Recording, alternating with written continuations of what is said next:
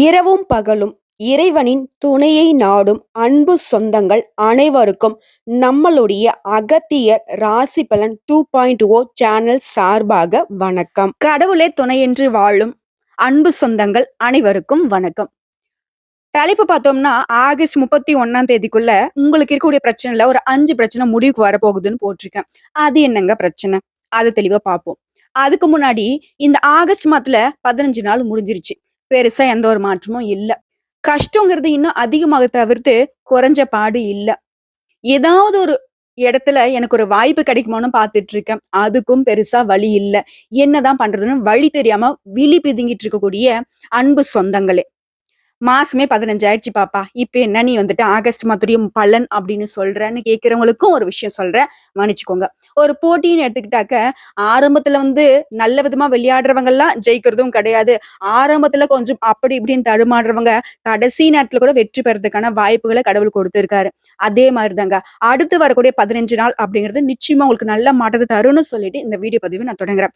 அதுக்கு முன்னாடி நம்ம சேனல்ல பார்க்கக்கூடிய அன்பு சொந்தங்களே, எப்பவுமே ஒரு தெய்வத்துடைய அனுகிரகத்தை நாடி ஒவ்வொரு நாளையும் தொடங்குங்க. அந்த வகையில 12 ராசியில 10வது ராசியாக வலம் வரக்கூடிய மகர ராசிக்காரங்களே, உங்களுக்கான பலன்னு பார்த்தோம்னா, உங்க ஜாதகத்துல எந்தெந்த கிரகங்கள் எங்கெங்க அமர்ந்திருக்காங்க, யாரு கூட கூட்டணியில இருக்காங்க, அவங்களுடைய குணம் என்ன, அதனால உங்களுக்கு எந்த மாதிரியான சாதகமான பலன் இருக்கு, பாதகமான பலன் இருக்கு, அதை எப்படி நீங்க பயன்படுத்திக்கணும், உங்க ஜாதகத்துல எந்தெந்த கிரகங்கள் எங்கெங்க இருக்காங்கறத தாண்டி இந்த மாசத்துல எந்தெந்த கிரகங்களுடைய மாற்றம் இருக்கு, அதன் காரணமா உங்களுக்கு எந்த மாதிரியான பலன் அப்படிங்கிறத தெளிவா பார்க்கலாங்க. பொதுவாவே நம்ம ஒரு ஜோசியர்கிட்ட போறோம்னு வச்சுக்கோங்களேன், நம்ம ஜாதகத்தை கொண்டு போய் குடுப்போம். அவங்க பார்த்தோம்னா, எந்தெந்த கிரகங்கள் எங்கெங்க இருக்காங்க, அதன் காரணமா என்ன பலன், அவங்களுக்கு எந்த மாதிரியான குணம் இருக்கு அப்படின்லாம் சொல்ல மாட்டாங்க. பொதுவா அவங்களே மனசுக்குள்ளேயே ஒரு கணக்கு போட்டு அத நமக்கு பலன்களா சொல்லுவாங்க.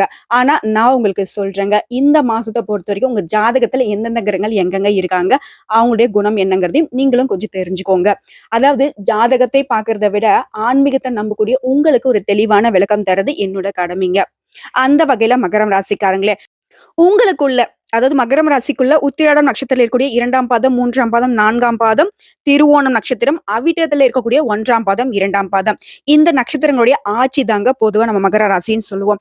அந்த வகையில கிரக நிலைகள்னு பார்த்தோம்னாக்க, தன வாக்கு குடும்பஸ்தானத்துல சனி பகவான் வக்ரகதியில இருக்காரு.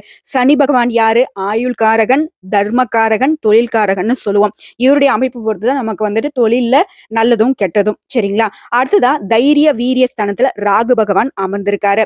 இவரை தொடர்ந்து பஞ்சமஸ்தானத்துல பூமிக்கு சொந்தக்காரகனான செவ்வாய் பகவானும், அதாவது நல்லதை மட்டுமே செய்ய தெரிஞ்ச குரு பகவானும் கூட்டணியில அமர்ந்திருக்காங்க.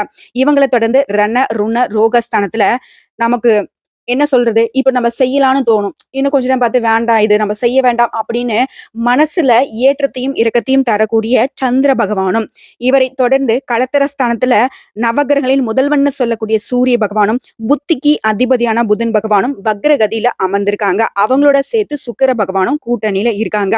ஆக மொத்தத்துல களத்திரஸ்தானத்துல சூரிய பகவான், புதன் பகவான், சுக்கிர பகவான், இவங்க 3 பேரும் கூட்டணியில இருக்காங்க. அடுத்ததான் பாக்கியஸ்தானத்துல பாம்பு கிரகமான கேது பகவான் இருக்காங்க. கிரகத்துடைய அமைப்பு உங்க ஜாதகத்துல இப்படியும் இந்த மாசத்துல கிரக மாற்றம்னு பார்த்தோம்னாக்கா, ஆல்ரெடி 1/8/2024 அன்னைக்கு சுக்கிர பகவான் களத்திரஸ்தானத்துல இருந்து அஷ்டமஸ்தானத்துக்கு மாறிட்டாரு. அடுத்ததா நாளைய தினம், அதாவது 16/8/2024 அன்னைக்கு சூரிய பகவான் களத்திரஸ்தானத்துல இருந்து அஷ்டமஸ்தானத்துக்கு மாற போறாரு. இதை தொடர்ந்து அடுத்தது 10 நாளுக்குள்ள 26/8/2024 அன்னைக்கு 2 கிரகங்கள் இடமாற்றம் அடைய போறாங்க. ஒண்ணு சுக்கிர பகவான் அஸ்தமஸ்தானத்திலிருந்து பாகிஸ்தானத்துக்கு இடமாற்றம் ஆகிறாரு. இவரை தொடர்ந்து அதே நாள்ல செவ்வாய் பகவான் பஞ்சமஸ்தானத்திலிருந்து ரண ருண ரோகஸ்தானத்துக்கு மாறுறாரு. இவங்களை தொடர்ந்து மாசத்துடைய இறுதி நாள்ல ஒரு கிரகம் மாற்றம் அடைகிறாங்க. அது யாருன்னு பார்த்தோம்னாக்க நம்மளுடைய புதன் பகவான் தான். 31/8/2024 அன்னைக்கு களத்திரஸ்தானத்திலிருந்து அஷ்டமஸ்தானத்துக்கு மாறுறாருங்க. இந்த அமைப்பை வச்சு பாக்குறப்போ திருக்கணித பஞ்சாங்கத்தின்படி மகர ராசியுடைய பலன் உங்களுடைய வாக்கு திறமை தாங்க. அதாவது வாத திறமையால அனைவரையும் கவர்ந்திருக்கக்கூடிய மகர ராசிக்காரங்களே, இவனுடைய குணம் என்ன தெரியுங்களா? ரொம்ப தெளிவா பேசுவாங்க. ஆனா அந்த தெளிவு எப்படி தெரியுமா இருக்கும்? கொலதனமா இருக்கும். இவங்களுக்குள்ள நினப்பு, நம்ம ரொம்ப தெளிவா பேசுறோம் அப்படின்னு. ஆனா இவங்களை பொறுத்த வரைக்கும் ரொம்பவே அப்பாவிங்க. நெறைய பேர் இவங்கள பகடைக்காயா பயன்படுத்திட்டு இருப்பாங்க. அது இவங்களுக்கே தெரியாது. ஆனா நம்ம என்னவோ எல்லா விதத்திலயும் கரெக்ட்டா தான் இருக்கோன்றது அந்த ஒரு நம்பிக்கையில வாழ்க்கைய உருட்டிக்கிட்டு இருக்கீங்க. ஆனா பல சமயங்கள்ல இடிஞ்சு போய் வக்கறதுக்கு பல பேருடைய துரோகம் காரணமா இருந்திருக்கு. இந்த விஷயம் உண்மை நினைச்சு கமெண்ட் பாக்ஸ்ல நிச்சயம் பதிவிடுங்க. சோ மகர ராசிக்கு என்னதாங்க வழி? ஒண்ணும் இல்ல. மத்தவங்க உதவின்னு வந்து கேட்டா, அவங்களுக்கு உண்மையாவே நம்மளுடைய உதவி தேவைப்படுதா? அவங்க பேசுற வார்த்தை உண்மையா? அப்படின்னு யோசிச்சு முடிவெடுங்க. மத்தவங்களுக்கு உதவி செய்ய போய் எத்தன நாள்ல உபத்திரத்துல போய் மாட்டிக்கிட்டு இருக்கீங்க? சோறு, தண்ணி இல்லாம, உங்களுடைய வேலைய நீங்க கரெக்ட்டா செய்யாம, குடும்பத்துல இருக்கிறவங்க கிட்ட ஏச்சுக்களும், பேச்சுக்களும் வாங்கி எவ்ளோ அவஸ்தைப்பட்டுருக்கீங்க? முக்கியமா உடல் உபாதைகள்ல எவ்ளோ கஷ்டப்பட்டுருக்கீங்க? இதுக்கெல்லாம் காரணம் என்ன தெரியுங்களா? உங்களுடைய இளகன மனசு தான். சோ, அப்ப நான் என்ன பண்ணட்டும் மேடம்? யாரு வந்து உதவி கேட்டாலும் நான் செய்ய வேண்டாமா? அப்படின்னா, அப்படியும் கிடையாது.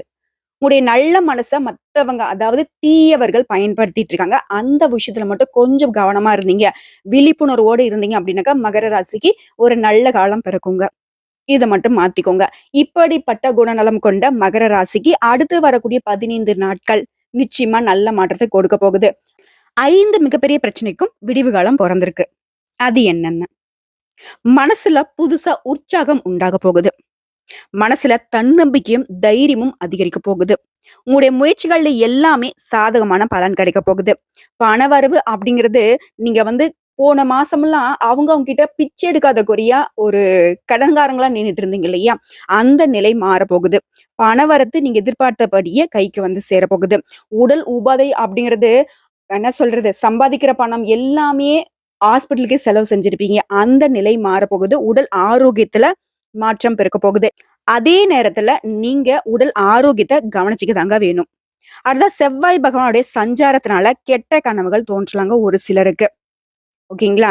அத வந்துட்டு பெருசா கனவ வந்துட்டு உண்மையா நடக்க போகுதுன்னு நெனச்சுட்டு மனச குழப்பிக்காதீங்க. அத விட்டு விலகறதுக்கு பாருங்க. உங்ககிட்ட நட்பா இருந்தவங்க எல்லாமே பிரிஞ்சு போகறதுக்கு வாய்ப்பு இருக்கு. என்ன காரணம் தெரியுங்களா? ஏன்னா உங்ககிட்ட இருக்கக்கூடிய நட்பு எல்லாமே பொய்யான நட்பு. அத வந்து கடவுள் காட்டிக் கொடுக்க போறாரு. இதுதான் முதல் பிரச்சனையே. நல்லவன் யாரு? கெட்டவன் யாரு? இந்த நட்பு நமக்கு உண்மையானதான்னு தெரியாம கூட உங்க கூடயே சுத்திட்டான். அதாவது கால சுத்தின பாம்பு மாதிரி உங்களுடைய வளர்ச்சிய அவங்க கொத்தி கொத்தி எரிச்சுக்கிட்டு இருந்தாங்க.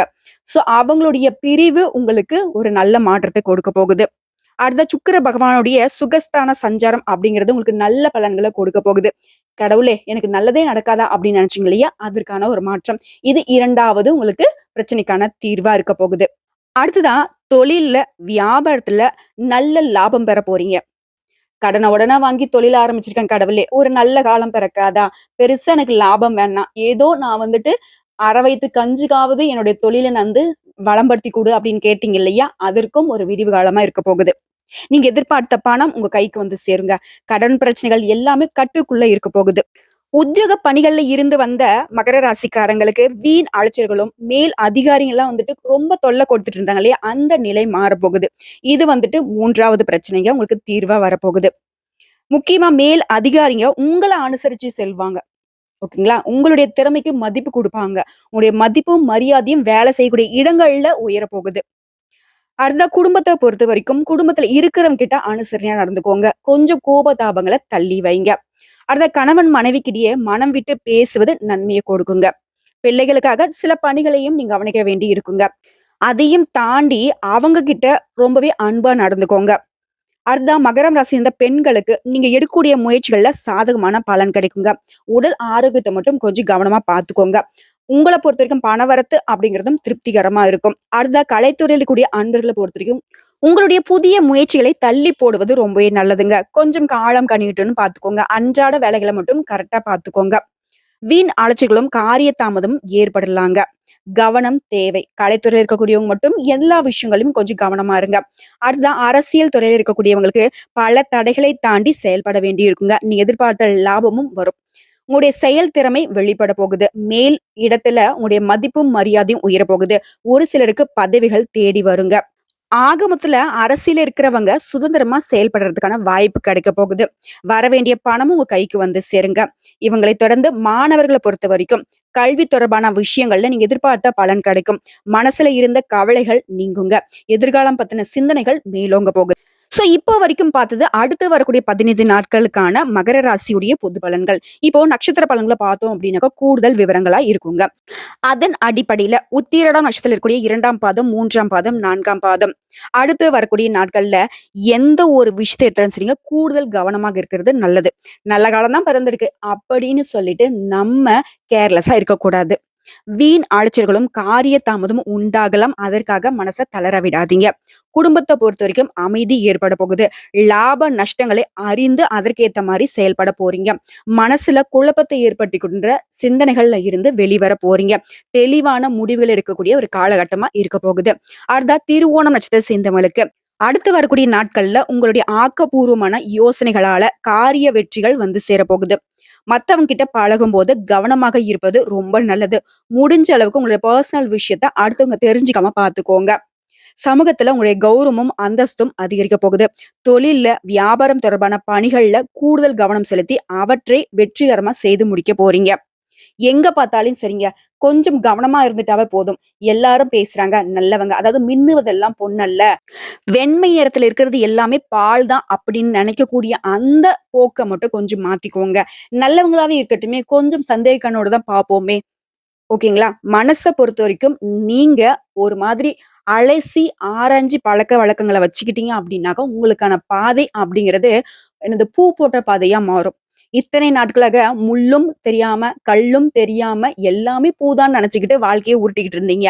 அந்த விஷயத்துக்கு ஒரு நல்ல காலத்த உங்களுடைய கண்ண வந்துட்டு கடவுள் தொறந்து வச்சிருக்காரு. பயன்படுத்திக்கோங்க. அதான் அவிட்டம் நட்சத்திரத்துல இருக்கக்கூடிய 1ஆம் பாதம், 2ஆம் பாதம்.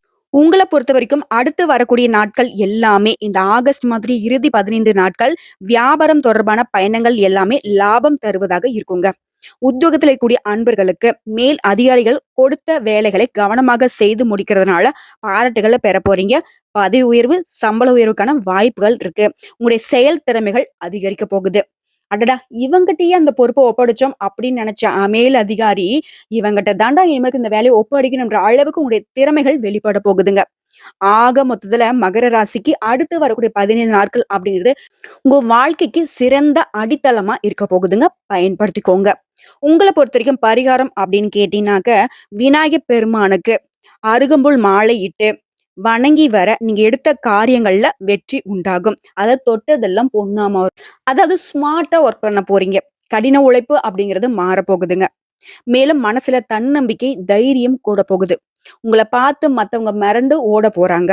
உங்களுடைய எதிரிகள் எல்லாமே காணாம போக போறாங்க. அந்த அளவுக்கு ஒரு நல்ல காலம் பிறந்திருக்கு. உங்கள பொறுத்தவரைக்கும் அதிர்ஷ்டமான கிழமைகள்னு பார்த்தோம்னாக்கா, திங்கள் மற்றும் புதன் கிழமைகள்ல சுப நிகழ்ச்சிகள் செய்ய பயன்படுத்திக்கோங்க. அடுத்ததான் அதிர்ஷ்டமான தினங்கள்னு பார்த்தோம்னாக்க, வரக்கூடிய ஆகஸ்ட்ல 26, 27ங்க. இந்த நாட்களும் நீங்க சுப தொடக்கத்துக்கு பயன்படுத்திக்கலாம். மேலும் மகர ராசிக்காரங்க அணிய வேண்டிய நிறம் அப்படின்னு பார்த்தோம்னாக்க, நீலம் அணிய அதிர்ஷ்டம் நிலைக்குங்க. மேலும் அதிர்ஷ்டமான நிறங்கள்னு பார்த்தோம்னா, கடல் பச்சை நிறம், கரு நீல நிறம் உங்களுக்கு அதிர்ஷ்டத்தை கொடுக்கும்.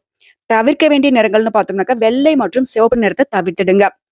மேலும் உங்களுடைய பரிகாரம்னு கேட்டனாக்கா, உங்களுடைய ராசிக்கு அதிபதியான சனீஸ்வர பகவானை சனிக்கிழமைகளை வணங்குவதனால, முக்கியமா அவருக்கு நெய்வேத்தியமா தினமுமே எள் சாதம் வைத்து படைத்து, அத வந்து தினமும் காகத்திற்கு கொடுத்து வருவதனால, உடைய கஷ்டங்கள் கரைஞ்சு போகுங்க.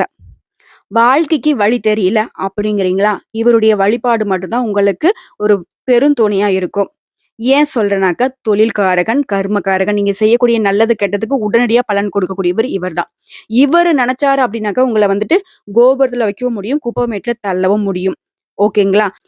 இவர கெட்டியா பிடிச்சுக்கோங்க மகர ராசிக்காரங்களே.